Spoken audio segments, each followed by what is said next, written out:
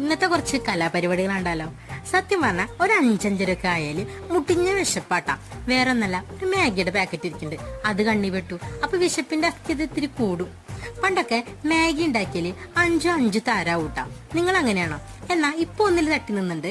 ഞാൻ ജസ്റ്റ് എണ്ണയിലേക്ക് ഇഞ്ചി വെളുത്തുള്ളി പേസ്റ്റ്, കയ്യിലുള്ള ലേശം വെജിറ്റബിൾസ് ഒക്കെ ഇട്ട് വഴറ്റി ഒരു മസാല ഉണ്ടാക്കും.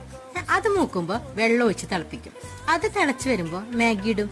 പിന്നെ കുറച്ച് മുട്ട കുത്തി പൊരിച്ച് വെച്ചിണ്ടാവും, അത് ഇട്ടിട്ട് നല്ല പോലെ ഡ്രൈ ആക്കി എടുക്കാം.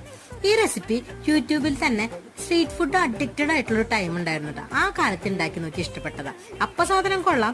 അന്ന് തങ്ങി നിന്നതില് അലങ്കോലത്തിന് സോസ് ഒക്കെ ഒഴിക്കാം. അത്തരം മ്ലേച്ഛമായ പരിപാടികളോട് താല്പര്യമില്ലാത്തതുകൊണ്ട് ഇതിൽ തൃപ്തിപ്പെട്ടു.